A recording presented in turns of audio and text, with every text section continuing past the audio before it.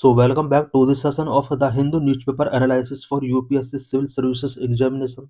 Today we will discuss mainly four issues. The first issue is related to India-France relationship. Second issue is related to tax rise on cigarette and tobacco products. Third issue is related to new nuclear act 2025. And fourth issue is multilateralism declining. So let's discuss all the issues in detail. In this session, we will discuss India-France relations, background, significance, and recent development. Recently, Indian Prime Minister met French President Emmanuel Macron. Recently, Indian Prime Minister का French President के साथ meeting हुआ है. The bilateral talk were related to health, critical minerals, defense, science and technology, renewable energy and skilling. दोनों के बीच ना bilateral talk में जो इम्पोर्टेंट डिस्कशंस हुए वो health, critical mineral, defence, science and technology, renewable energy and skilling से related रहे हैं. India and France elevated their relationship to a special global strategic partnership. Both share a time-tested relationship that has evolved into a comprehensive strategic partnership since 1998. India and France दोनों ही time tested relationship share करते हैं. 1998 से दोनों ही country comprehensive strategic partnership के तौर पर evolve हुए. Often described as all-weather friends, the two nations prioritize strategic autonomy and a multipolar world order. दोनों member country all weather friends हैं. Strategic autonomy and multipolar world order को दोनों ही country prioritize given करते हैं. Strategic pillars of relations between India and France. India and France के between relations का strategic pillars क्या क्या है? Number 1 defence and security. Number 2 space. Number 3 civil nuclear energy. Number 1 defence and security. France is India second largest arm supplier. France India का second largest arm supplier रहा है. Major deals 36 Rafale jet and the P-75 scorpion project for 6 submarine. A new defense industrial roadmap focus on co-design and co-production. India ने Rafale jet France से ही purchase किए हैं. P-75 scorpion भी submarine के लिए India ने फ्रांस से purchase किया. Number 2 space. Collaboration between ISRO and CNES span over 50 years. Indian space agency ISRO and France space agency CNES के बिटवीन लास्ट 50 ईयर्स से कोलैबोरेशन रहा है. Joint satellite mission such as Krishna. India और फ्रांस ने एक जॉइंट सैटेलाइट मिशन कृष्णा जो कि climate monitoring mission रहा है, जॉइंट तरीके से इस मिशन को सक्सेस किया. Support for India Gaganyaan human space flight mission. India के Gaganyaan human space flight mission के लिए फ्रांस ने सपोर्ट किया. Number 3 civil nuclear energy. Following the 2008 agreement, France is aiding the development of the Jaipur nuclear power plant in Maharashtra. India और France के बीच 2008 में agreement होता है. इस एग्रीमेंट के अकॉर्डिंग महाराष्ट्र के जैतपुर न्यूक्लियर पावर प्रोजेक्ट के डेवलपमेंट में फ्रांस अपना एक इम्पोर्टेंट रोल प्ले कर रहा है. Recent focus has shifted over small modular reactors. Recent focus अब स्मॉल मॉड्यूलर रिएक्टर्स की तरफ शिफ्ट हुआ है. Regional and global cooperation. Indo-Pacific. India and France both are resident power in the Indian Ocean. They conduct joint naval patrols and have established a trilateral dialogue with the UAE. India and France दोनों ही Indian ocean reason में एक big power है. दोनों countries joint novel petrol conduct करते हैं. US के साथ दोनों कंट्रीज ने ट्राइलेटरल डायलॉग एस्टेब्लिश किया है. Climate change. co-founded the International Solar Alliance in 2015. India और फ्रांस दोनों ने 2015 में इंटरनेशनल सोलर अलायंस को फाउंड किया. Multilateralism. France consistently support India's bid for a permanent seat on the UN Security Council and membership in the nuclear suppliers group. France ने consistently India को UNSC के अंदर permanent seat के लिए cooperate किया. साथ ही न्यूक्लियर सप्लायर ग्रुप के member के लिए भी फ्रांस ने इंडिया का ऑलवेज सपोर्ट किया है. Horizon 2047 road map adopted in 2023 to mark 25 years of partnership. Horizon 2047 road map 2023 में ये एडॉप्ट किया गया। इट मीन्स 25 ईयर के पार्टनरशिप को स्ट्रेंथन करने के लिए हॉरिजॉन 2047 रोड मैप प्रिपेयर किया गया। Road map set the course for the next 25 years across three pillars. Next 25 years के लिए यहाँ पर कोर्स सेट किया गया under three pillars. Number security and sovereignty, number two planet, number three people. Number one security and sovereignty, deepening military ties and counter-terrorism. Planet, it includes environmental sustainability and blue economy. People, encouraging student mobility and cultural exchange. Key bilateral exercise between India and France. Army शक्ति यानी दोनों countries की army शक्ति exercise conduct करती है। Navy Varun exercise conduct करती है। Air force Garuda exercise conduct करती है। Challenges before relations between India and France. India and France के बिटवीन रिलेशंस के बिफोर क्या क्या चैलेंजेस हैं? Economic challenge, nuclear issues, geopolitics. Number one economic, bilateral trade remain below potential, hindered by the long time absence of an India-EU free trade agreement. Now FTA signed. India और France के बीच में bilateral trade below potential रहा है। Long time तक दोनों India और UAE के बीच में एफटीए साइन न होने की वजह से बायलैटरल ट्रेड भी बूस्ट नहीं हो सका। बट प्रेजेंट में इंडिया और ईयू के बीच में एफटीए साइन कर लिया गया है। Nuclear issues, delay in the Jaitapur project due to India civil liability for nuclear damage at 2010 and high cost. Jaitapur project में डिले इसलिए हुआ बिकॉज इंडिया के सिविल लाइबिलिटी और न्यूक्लियर डैमेज एक्ट से रिलेटेड कुछ कंसर्न रेज हुए एंड इस project का हाई कॉस्ट भी इसके लिए रिस्पॉन्सिबल है। Next geopolitics, different instances on the Russia-Ukraine conflict. France has condemned the invasion while India maintained a nuclear position. Russia Ukraine conflict को लेकर इंडिया एंड फ्रांस के इंस्टेंसेस डिफरेंट रहे हैं। फ्रांस ने रशिया के इस इन्वेजन का कंडेम किया है जबकि इंडिया ने न्यूट्रल पोजीशन मेंटेन किया है। In this session we will discuss tax on cigarettes and tobacco hike from February 1. Does this affect smokers? Why news? From February 1, 2026, cigarette price in India increased in the Union Budget 2026. February 1, 2026 है India में cigarette price increase हुआ है। Union budget 2026 के under ये provision किया गया है। The price of a standard pack of 10 stick has generally risen by rupees 22 to 25, while premium and longer variants have seen hikes as high as 55 rupees per pack. Cigarette के one packet पर about ₹22 to 25 increase हुआ है।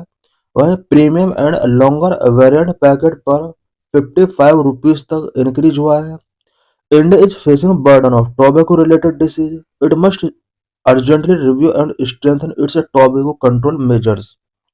India में tobacco related disease का burden increase हो रहा है। India के लिए नेसेसरी है कि वो टोबैको कंट्रोल मेजर्स को स्ट्रेंथन करे, रिव्यू करे। In 2017, the annual economic cost of all tobacco products in India were estimated at rupees 1.77 lakh crore. 2017 में टोबैको रिलेटेड प्रोडक्ट का एनुअल इकोनॉमिक कॉस्ट जो रहा है वो रुपीज 1.77 लाख करोड़ रहा है। It means 1.0% of GDP.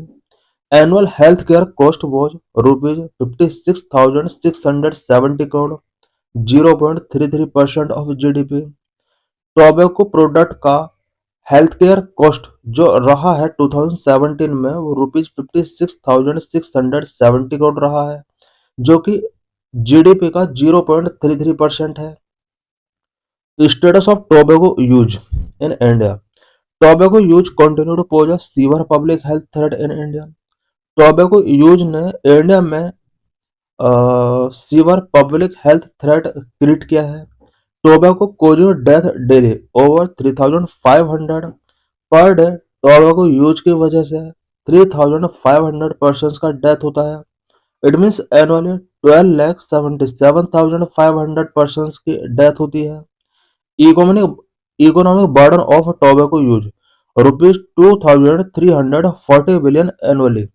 GST generated from tobacco annually, rupees 550 billion. Largest consumer of tobacco globally, China. Second largest consumer of tobacco, India. In India, 28.6% of adult and 8.5% of students between the age of 13 to 15 years using tobacco in some form. India के 28.6% adult and 8.5% student tobacco use करते हैं। Role of GST taxation on tobacco use पर GST taxation का क्या impact पड़ता है? Taxation is one of the most effective instrument to reduce tobacco use. Tobacco use को reduce करने के लिए टैक्सेशन एक मोस्ट इफेक्टिव इंस्ट्रूमेंट हो सकता है। की aspect of GST on tobacco, tax rates and structure. From February 1, 2026, most tobacco products, including cigarettes, pan masala, gutkha, imposed 40% GST. February 1 से सिगरेट्स, पान मसाला एंड गुटखा पर 40% जीएसटी इम्पोज कर दिया गया है। Beedis are taxed at 18%। Beedis पर 18% टैक्स है। Additional duties besides 40% GST, a compensation charge is levied. Additional excise duty ranging from rupees 2,050 to rupees 8,500 per 1,000 stick based on cigarette length. Present में cigarettes पर कुछ additional duties भी impose की गई हैं। It means 40% GST के साथ साथ सिगरेट्स पर कंपेंसेशन सेज भी अब लेवी किया जा रहा है।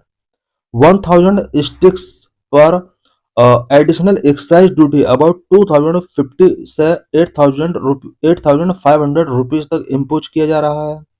Valuation change, GST is now calculated based on the maximum retail sale price on the packet. Packet के मैक्सिमम रिटेल सेल प्राइस पर अब जीएसटी कैलकुलेट किया जाएगा, पहले ऐसा नहीं था। Impact on consumption and health, tax increase होने से कंजप्शन एंड हेल्थ पर क्या इम्पैक्ट पड़ने वाला है? Reduced affordability, the high tax specially the 40% GST and cess is design to make tobacco product costly, particularly for youth to made health goals. High tax जो impose किया गया है specially 40% GST and cess, इससे tobacco product का cost high होगा, particularly youth के लिए ये कॉस्ट हाई होने वाला है और हेल्थ गोल्स जो भी हैं इंडिया के उन्हें अब मीट किया जा सकता है। Mixed consumption efforts, studies suggest that while 40% GST plus cess would reduce beedi consumption. GST और सेज इम्पोज करने के बाद बीडी का कंजप्शन भी रिड्यूस हो सकता है, 10% तक रिडक्शन हो सकता है, ऐसा स्टडी सजेस्ट करती है। Revenue generation, the high tax will fund health care cost associated with tobacco related illness. High tax जो इम्पोज किए गए हैं इस रेवेन्यू के थ्रू हेल्थ केयर को फंडिंग किया जा सकता है। It means tobacco related illness के लिए जो हेल्थ केयर बर्डन या health care cost burden India को फेस करना होता है, इस हाई टैक्स रेवेन्यू का वहां पर यूज किया जा सकता है। The cigarette and other tobacco product act 2003, which is also known as COTPA, India's primary tobacco control law. Cigarette and other tobacco product act COTPA 2003, ये इंडिया का प्राइमरी लॉ है टोबैको कंट्रोल के लिए। Other regulations and act such as prohibition of electronic cigarette act 2019 and juvenile justice act 2015। India में tobacco control के लिए जो primary law है वो कोटपा एक्ट है। COTPA means cigarettes and other tobacco product act 2003, other law prohibition of electronic cigarette act 2019, juvenile justice act 2015। These laws strengthen the efforts to control tobacco use and its impact. इन laws ने India में tobacco use and its impact को control करने के लिए efforts को strengthen किया है। Objective of COTPA act, prohibit tobacco advertisement, regulate trade and commerce, aims to reduce consumption and protect the public from health hazards. Scope of this act: it covers all forms of tobacco products, including BDs, cigarettes, kheni, gutka, pan masala containing tobacco, and more. Key provisions under CODPA Act: Section 4 prohibit smoking in public places such as healthcare facilities, educational institutions, and government buildings. COTPA act section 4 के अंदर किसी भी health care facility, educational institutions and government building के आसपास smoking को prohibit किया गया है। इट मीन्स पब्लिक प्लेस के आसपास स्मोकिंग प्रोहिबिटेड है। Section 5 prohibit direct and indirect tobacco advertising, promotion and sponsorship across all media including digital platform. COTPA act section 5 के अंडर टोबैको का डायरेक्ट और इनडायरेक्ट एडवर्टाइजमेंट प्रमोशन प्रोहिबिट किया गया है। It mean digital platform के through भी tobacco का advertisement promotion prohibit है। Section 6A prohibit the sale of tobacco product to the people under the age of 18। COTPA act section 6 के अंदर 18 year से बिलो एज के चिल्ड्रन के लिए टोबैको का सेल प्रोहिबिट किया गया है। Section 6B restrict the sale of tobacco product within a 100-yard radius of educational institutions।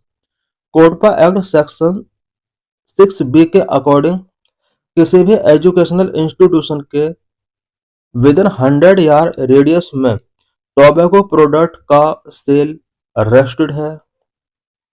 Packaging and labelling COTPA mandated large rotating pictorial and text health warning on tobacco product packaging covering a significant portion of the package।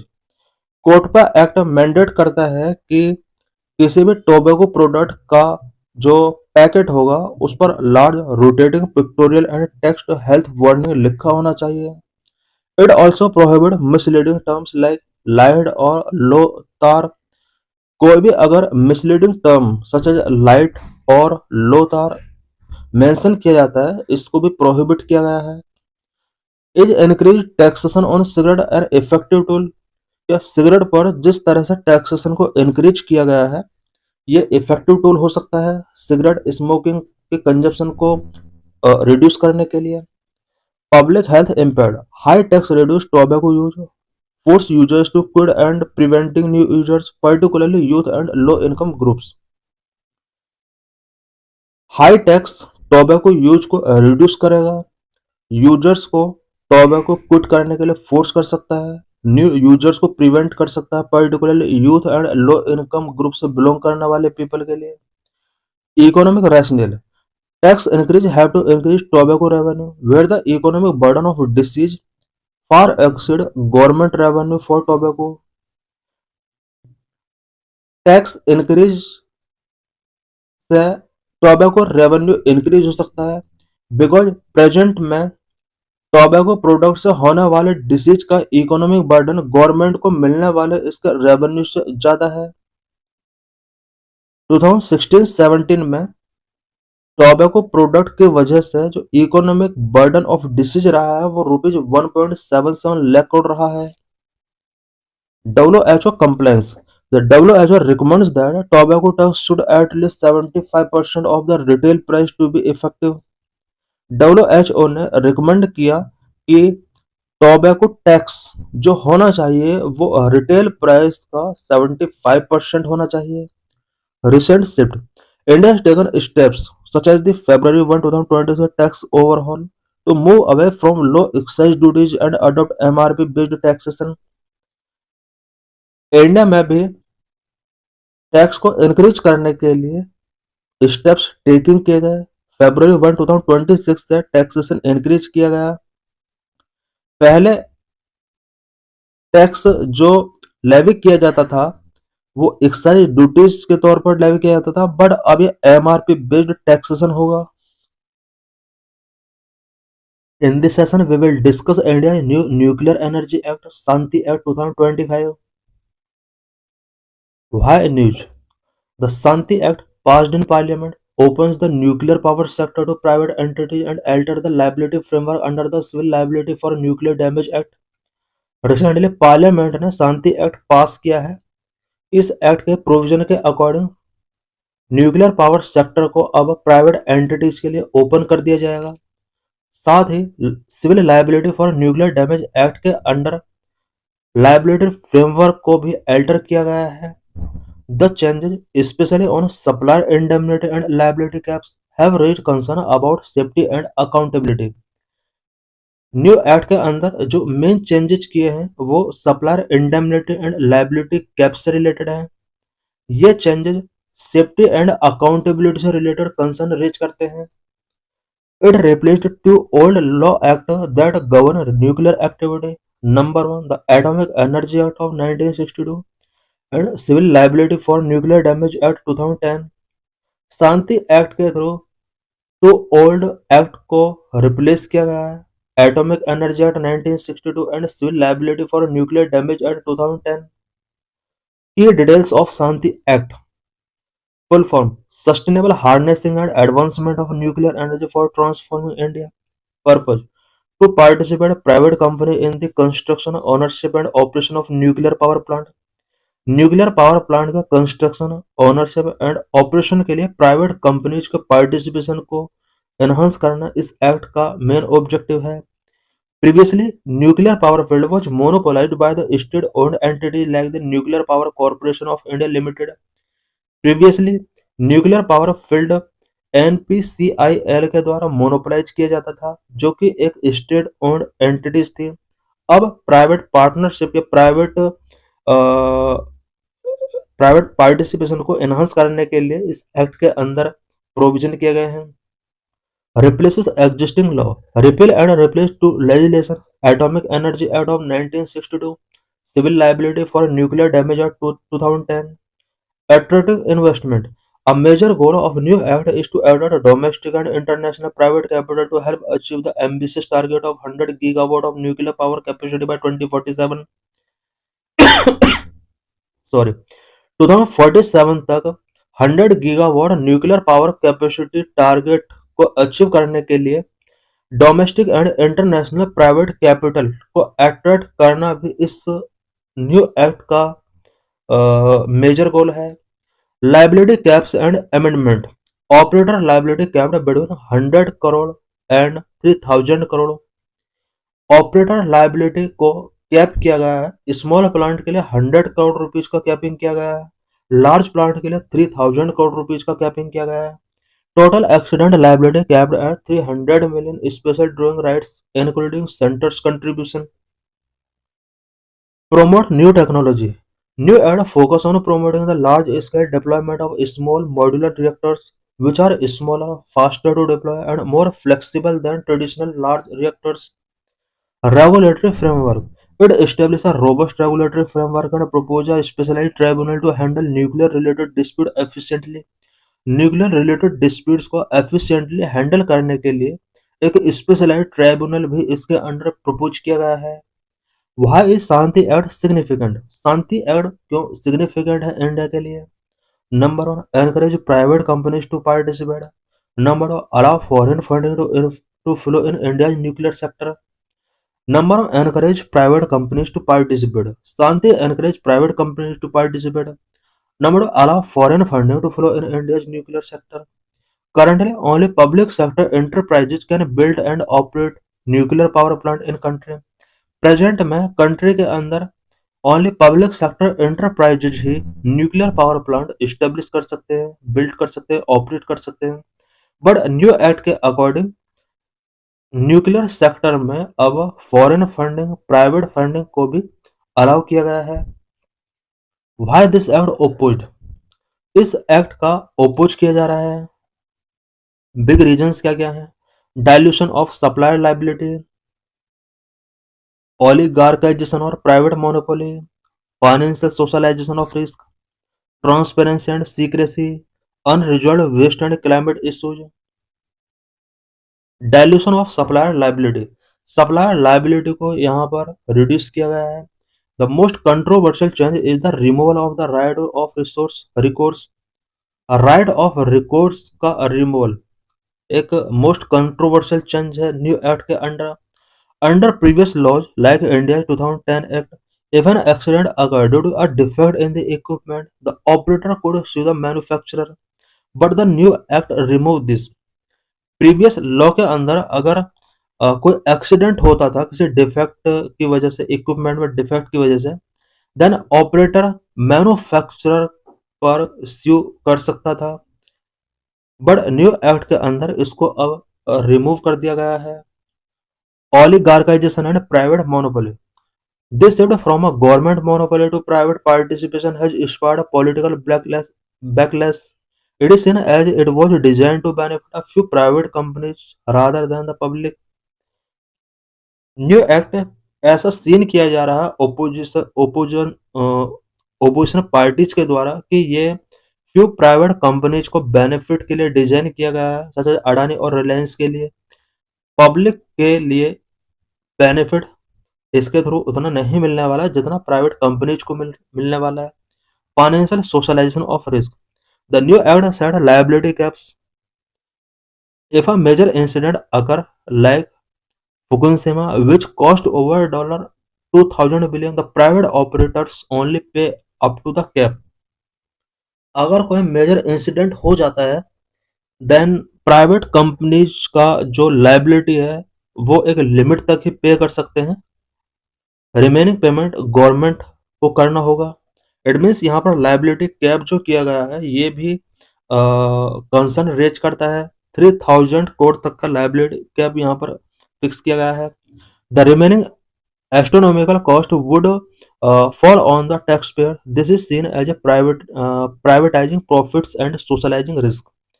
Transparency and secrecy. Section 39 of Shanti Act override the Right to Information Act, exempting many nuclear-related activities from public scrutiny. Section 39 of Shanti Act right to information को override करता है। मैंने nuclear related activities को अब public एक्सक्लूडेशन से बाहर कर दिया गया है। Unresolved waste and climate issues. New acts focus on building reactors but offer no new resolution for nuclear waste disposal. Nuclear waste disposal के सॉल्यूशन के लिए कोई यहाँ पर न्यू प्रोविजन नहीं किए गए। India nuclear energy target. Current nuclear energy capacity 8.8 gigawatt और about 1.5% of the total installed. Present में न्यूक्लियर एनर्जी कैपेसिटी 8.8 गीगावाट है। टारगेट बाय 2047 100 गीगावाट, 100 गीगावाट तक टारगेट सेट किया गया। Contribution of nuclear power to generate electricity is 3%। Electricity generate करने में nuclear power का जो कंट्रीब्यूशन है वो ओनली 3% है। Conclusion. The introduction of the Shanti act is considered a significant policy shift. It positioning nuclear energy as a vital component of India's clean energy strategy alongside solar and wind power to ensure round-the-clock reliable electricity supply. Is multilateralism declining in the world? In this session, we will discuss various causes of decline of multilateralism. As multilateralism erodes, India must reframe its foreign policy. Why in news? Experts have highlighted that the multilateralism is erosion at a time when the world urgently needs coordinated global action. Experts ने highlight किया है कि present में multilateralism Erode हो रहा है, एक ऐसे टाइम पर इरोड हो रहा है जहां पर वर्ल्ड को अर्जेंटली कोऑर्डिनेशन की नीड है। What is multilateralism? Multilateralism is a collective action coordinated between at least 3 actors. Multilateralism एक कलेक्टिव एक्शन है जो कि एट लीस्ट 3 एक्टर्स के बिटवीन कोऑर्डिनेट किया जाता है। Actors have a shared realization that it is in their interest to work together to resolve problems that are bigger than their individual efforts could tackle. Multilateralism के अंदर सभी member countries realisation share करते हैं और problems को consensus के base पर solve करते हैं, बिकॉज इंडिविजुअल कंट्री उस बिग प्रॉब्लम को सॉल्व नहीं कर सकते। For example NATO, United Nations and the World Trade Organization ये कुछ मल्टीलैटरल ग्लोबल ऑर्गेनाइजेशन है। Significance of multilateralism. Number one, multilateralism in the form of membership in international institutions serve to bind powerful nations. Multilateralism international institutions के powerful nations को bind करने में important role play करता है। Number two, discourage unilateralism, unilateralism को discourage करता है। Number three, gives small power of voice and influence, smaller powers को multilateralism voice and influence provide करता है। Number four, binds powerful nations to avoid possibility of future conflict, possibility of future conflict को avoid करने के लिए multilateral powerful nations को bind करता है। Number five, encourage consensus on emerging global issues such as terrorism, climate change and other challenging global issues. Multilateralism emerging global issues such as terrorism and climate change पर consensus build करने में important role play करता है। Challenges to multilateralism, present है multilateralism के before क्या क्या challenges हैं। Number one, rise of nationalistic politics. Number two, lack of efforts of key players. Number three, changing Jio politics. Number four, lack of consensus on global issues. Number one, rise of nationalistic politics, the powerful nations are challenging the multilateral world order. For example, Brexit or withdrawal of UK from EU mark a dent to the spirit of multilateralism. Powerful Nations present में multilateral world order के लिए challenge create कर रहे हैं। Present में जिस तरह से यूएस ने वेरियस इंटरनेशनल ऑर्गेनाइजेशन से अपने आप को एग्जिट किया है एंड ब्रिटेन ने ईयू से एग्जिट किया है, ये स्पिरिट ऑफ मल्टीलैटरलिज्म के लिए एक चैलेंज है। Lack of efforts of key players. A rise in conflict such as in Syria, Yemen, Afghanistan. This reflects lack of effort on the important players across the globe to collaborate and address critical issues.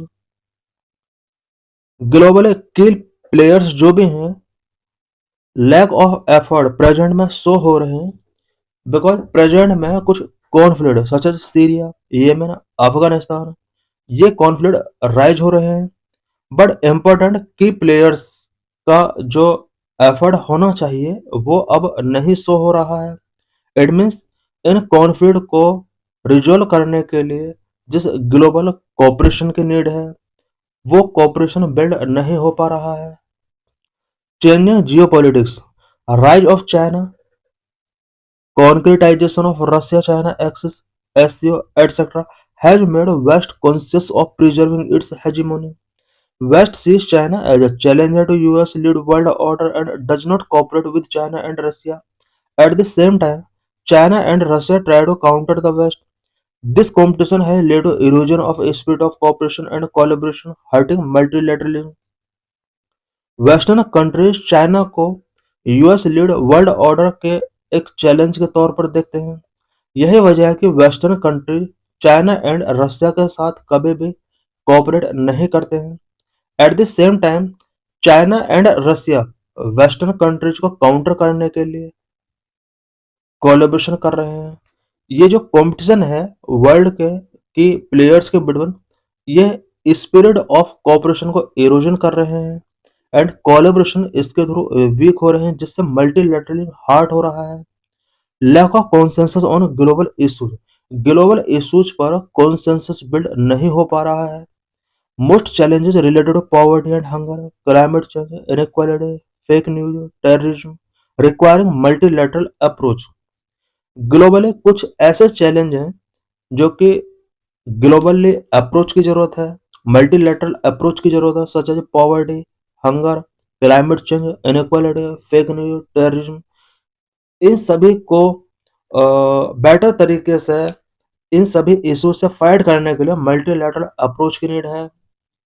Thus, a lack of common collaborative global approach to these multidimensional problems lead to a big challenge. India's vision for reformed multilateralism, multilateralism से related India का क्या vision रहा है। Securing permanent seat at UNSC, India UNSC United Nations Security Council में permanent seat taking करने के लिए efforts करता रहा है। Primary objective is to ambition of securing permanent seat on the Security Council. India का जो प्राइमरी एम्बिशन है वो यूएन सिक्योरिटी काउंसिल में परमानेंट सीट सिक्योर करना है। India along with Japan, Germany and Brazil have been pushing for a permanent membership at the UNSC under the G4 grouping for true representation at the UNSC। UNSC में true representation को ensure करने के लिए India के साथ साथ Japan, Germany and Brazil ये वो कंट्रीज हैं जो यूएनएससी में परमानेंट मेंबरशिप के लिए पुशिंग कर रहे हैं। Number of counter terrorism. Counter terrorism will remain a key priority for India at the UNSC. India अगर यूएनएससी का मेंबर परमानेंट मेंबर बन जाता है देन काउंटर टेररिज्म इंडिया का की प्रायोरिटी रहेगा। India is pushing to depoliticize the process of imposing sanctions on the terrorist group in line with the zero tolerance policy in terrorism। India ने always terrorist group को sanction करने के लिए priority given की है and terrorism से related zero tolerance policy India ने follow की है। Further India will push to conclusion of comprehensive convention on international terrorism which was spearheaded by India in 1996। Rule-based multilateral order। India wants rule-based order in multilateral financial institutions like WTO, IMF, where no country will be able to arm twist the functioning of these organizations। India चाहता है कि multilateral financial institutions like WTO and IMF rule based होना चाहिए।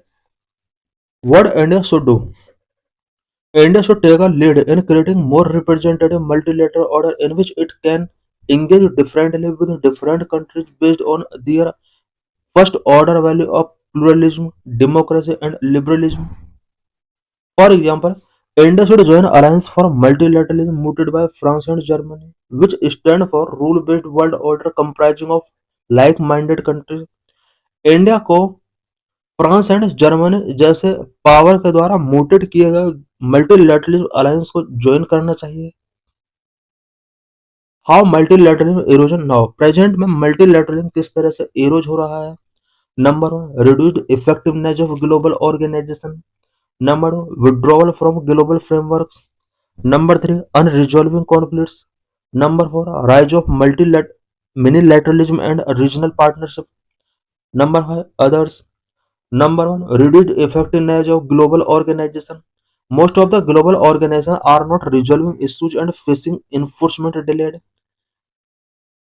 Most of the global organization issues को resolve नहीं कर पा रहे हैं and enforcement delayed भी ये face कर रहे हैं। Number one, withdrawal from a global framework। US withdrew from the Human Rights Council and UNESCO। US ने अबाउट 66 ग्लोबल ऑर्गेनाइजेशन से अपने आप को विड्रॉ कर लिया such as Paris climate, WHO। Number three, unresolving conflict. For example, failure of UN to resolve Russia Ukraine conflict. Conflicts को resolve नहीं कर पा रहे हैं जो बड़े बड़े की प्लेयर्स हैं। रशिया यूक्रेन कॉन्फ्लिक्ट को यूनाइटेड नेशंस भी रिजॉल्व नहीं कर पाया। Number four, rise of minilateralism and regional partnership.